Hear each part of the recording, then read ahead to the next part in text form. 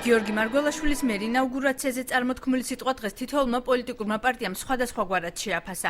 პრეზიდენტის რანგში გაკეთებულ პირველ ოფიციალურ განცხადებაში პოლიტიკურმა პარტიებმა იმის ნაკლებობა განიცადეს, რაც მათი მმართველობისა თუ შესაძლო არჩევანის შემთხვევაში პირველხარისხოვანი იქნებოდა. უფლება შეზღუდული ფილოსოფოსი პრეზიდენტის გამოსვლაც ფილოსოფიური იყო, აღნიშნავენ ნაციონალური მოძრაობის ბათუმის ორგანიზაციაში. ზოგადად შეიძლება შეფასდეს დადებითად პრეზიდენტ მარგველაშვილის გამოსვლა.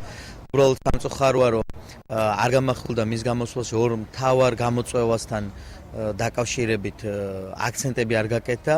ეს პირველს მე გამოვყოფთ, ეს არის იმ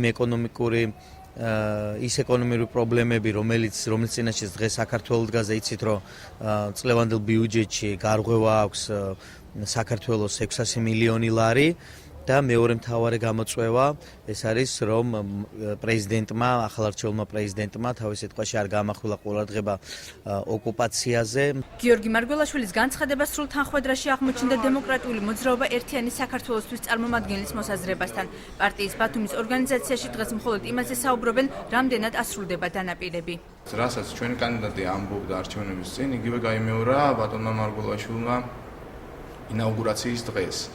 მაგრამ დიდი იმედი გვაქვს ჩვენ იმისა, რომ ეს ყველაფერი აღსრულდება და შესრულდება და არ მოხდება ისე, როგორც ბატონი მარგველაშვილი წინა სამრჩევნო კამპანიის ფარგლებში გვპირდებოდა, რომ შეწყვეტდა კოჰაბიტაციას დამნაშავე ნაციონალურ მოძრაობასთან, მაგრამ მივიღეთ საპირისპირო.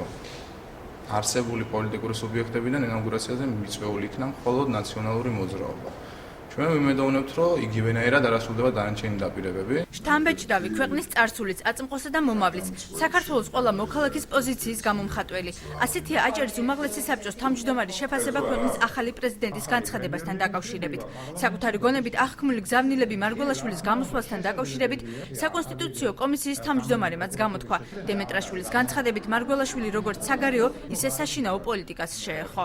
შემიძლია დადებითად არ შეუფასო მისი ძირითადი მოქმედი პირების ქმედებანი და კონკრეტულად მისი სიტყვა, რომელიც მოიცავდა როგორც მის ხედვებს საგარეო პოლიტიკურ სფეროში, აგრეთვე მის პოზიციას შინაგან პოლიტიკაში და მის განზრახვას გამოიყენოს ის შესაძლებლობები, რომელიც გააჩნია პრეზიდენტს. აქ ნათქვამი იყო საქართველოს გუშინდელ დღეზე, ნათქვამი იყო რა ვართ დღეს და რა ვიქნებით მომავალშიც.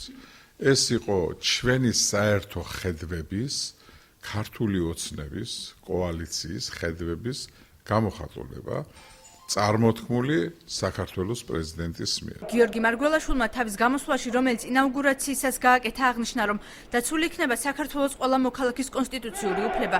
ქვეყანაში აღსდგება სამართლიანობა და დაიწყება ბრძოლა როგორც ევროინტეგრაციის, ისე მეზობელ რუსეთთან ურთიერთობის დალაგებისთვის.